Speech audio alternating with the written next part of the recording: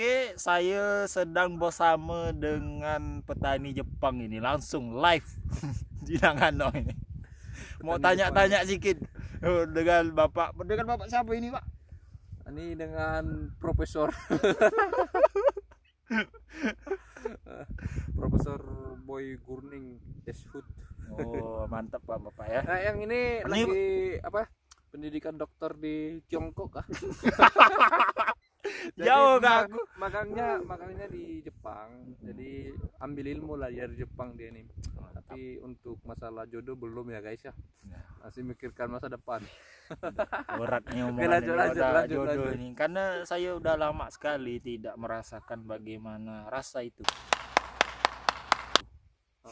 Rasa itu udah lanjut. Hilang. Sekarang intinya kita ke pertanyaan Jepang. Kita sama-sama dari Indonesia. Saya mau nanya nih Bapak nih. Kita bahas pertanyaan Jepang. Kau pun sama-sama jauh kalian. Nah, Bapak jawab. Kenapa Bapak ingin magang ke Jepang ini? Kenapa magang ke Jepang ini? Yang pertama itu pengen tahu ilmu pertanian ya. Ilmu manajemennya gimana, terus melihat gimana sih pertanian Jepang, kita bandingkan ke Indonesia seperti apa gitu kan. Banyak lah yang saya pengen tahu di Jepang ini, makanya saya datang ke sini. Intinya sih menambah ilmu lah. Ini karena faktor ekonomi atau ingin menambah ilmu dan pengalaman ini? Paling banyak dari pilihan Bapak itu karena ekonomi, karena gajinya besar atau gimana? Atau Bapak setelah menjadi profesor karena tidak ada pekerjaan jadi pengangguran, makanya dia magang ke Jepang, guys. Intinya bukan seperti itu guys ya. Sepertinya di Indonesia itu banyak pekerjaan, cuman kita ya namanya manusia kan banyak milih-milih. Nah, seperti saya ini kan manusia yang hebat, gak milih-milih. Nah, sebenarnya terus terang aja, kita kan pasti milih pekerjaan gitu kan, mana yang cocok dengan kita. Terus sebenarnya di Indonesia itu udah buka usaha kecil-kecil lah tentang pertanian. Cuman ya ke Jepang ini kata-katanya sih besar sih.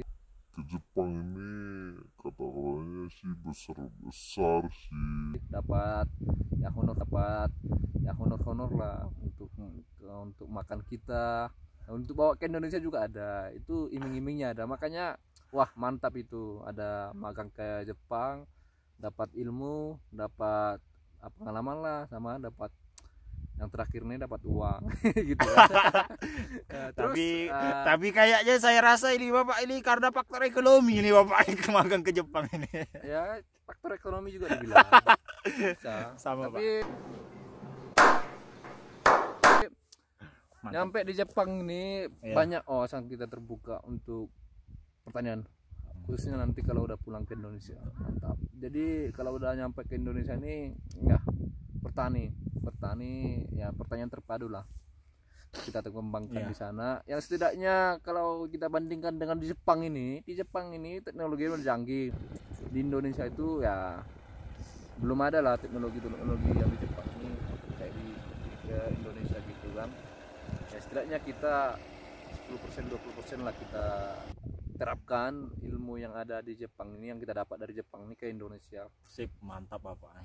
Saya sangat terinspirasi sekali dengan jawaban Bapak ini, karena kita magang ke Jepang ini selain mendapatkan uang tadi, gaji yang menurut saya itu sangat ini besar sekali ya. Kawan saya sebenarnya banyak orang Jepang juga bilang dia itu orang Korea gitu. Mungkin karena putih, jomblo lagi kan. Orang Korea dibilang Sesama jomblo itu jangan saling menghina lah Bapak.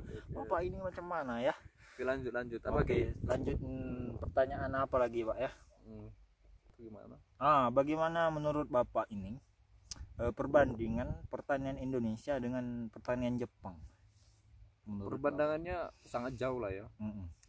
Kenapa sangat jauh ya? Kalau di sini kan manajemennya bagus. Kalau di Indonesia itu ya karena masalah harga sering jatuh, anjlok apa segala macam, jadi para petani itu ya ya tanam-tanam gitu aja, tumbuh rezeki ya, kalau dapat nasib ya dapat banyak gitu ya udahlah. Tapi kalau di Jepang ini guys, di sini udah kayak terstruktur Mantap. dari penanaman, dari manajemen pengelolaannya sampai panen. Kalau di Indonesia itu masih cari, kalau ada petani ada hasilnya masih cari pasar, terus masih mencari harganya, capek lah kalau di Indonesia. Tapi kalau di Jepang ini udah seperti tadi gue bilang, terstruktur, sistematis, sistemika atas ya. Itulah kenapa terstruktur. Orang petani cuma fokus untuk pengelolaan Iya, betul. tanamannya aja. Jadi masalah penjualannya orang itu cuma kirim ke tempat pengiriman atau Sukajo kalau dibilang orang Jepang di sini. Jadi petani di Jepang itu udah kayak terjamin gitu, Pak. Udah. Karena kita tanam, dapat langsung dijual. Ya. Karena sudah ada penerimanya dari Sukajo, karena Sukajo punya link dari restoran, dari rumah makan, dari mana-mana lah. Dan di Mantap. sini sebenarnya bukan pemerintah yang mendukung, bukan mendukung dibilangnya.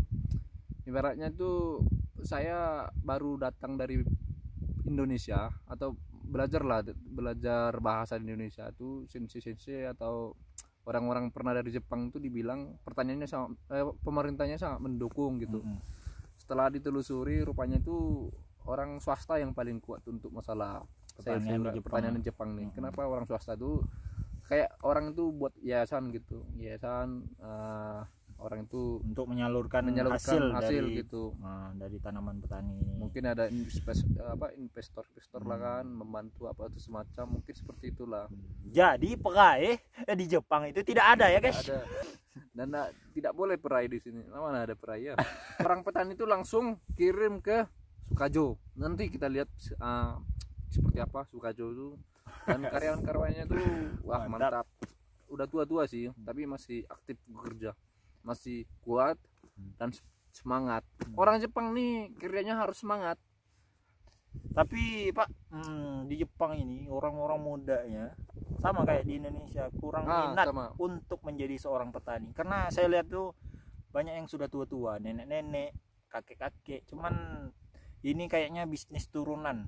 Iya, ke warisan anaknya, lah ya. Warisan. Jadi diturunkan ke anaknya, siapa yang anaknya mau jadi petani ya itulah. Jadi meneruskan gitu. Kalau udah diteruskan ya sayang, dengan lahan yang sangat luas, minimal yang punya per kakak di sini 4 hektar sampai 5 hektar lah ya. Ada ya per kakak. Lebih nih ya. Lebih nih kan babi 5 hektar nih. Pokoknya banyak lah.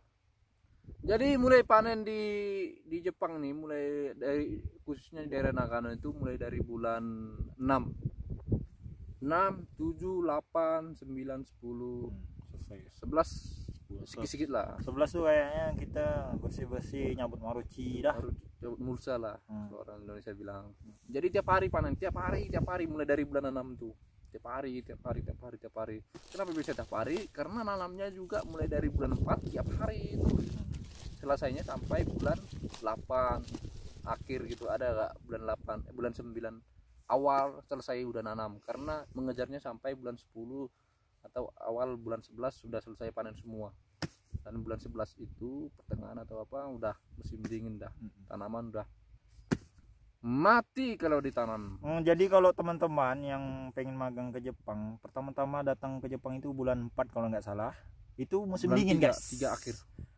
Bulan 3 akhir kita. Masuk bulan 4 lah, bulan 3 akhir masuk bulan 4, ada yang bulan 4 pergi ke sini. Itu kita pelatihan 2 minggu untuk pemantapan dan adaptasi di Jepang ini. Dan itu musim dingin, jadi pakaian harus lengkap ya. Perlengkapan harus dipenuhi nanti di Ini sekarang bulan berapa? Ini sekarang bulan 9 guys. Bulan 9, jadi udah kayak semi-semi dingin lah ya. Ini kayaknya udah mulai musim semi lah, semi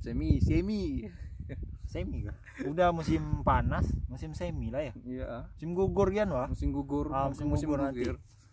Udah nanti peralihan dari panas ke dingin itu apa ya? Semi. Semi lah. Musim Semi lah. dingin. Semi. Udah tahu lah.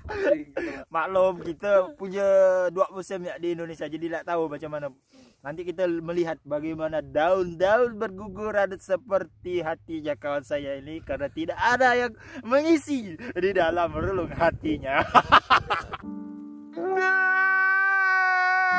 Dia ngomong seperti itu karena dia masih pengalaman tapi udah merasakan sampai sekarang dia. Kok ganteng Pak weh di kamera ini? Ya ganteng lah orang.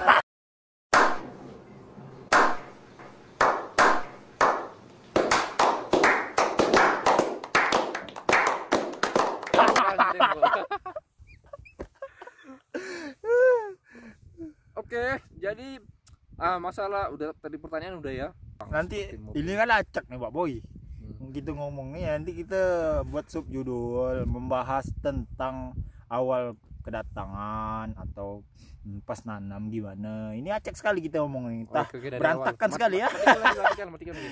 Nanti kita buat lagi. Ini udah malam nih guys. Ini ibarat ada apa nanti? vlog ya lah, vlog santai-santai sharing santai. Nagano, Nobeyama. Mantap guys, jangan lupa apa guys? Oke, jangan lupa. Jangan lupa ditonton dulu. Ya, jangan lupa ditonton. Like, subscribe. Ini secara langsung di Jepang ini guys ya. Baik, sip. Oke, nanti kita sambung lagi videonya.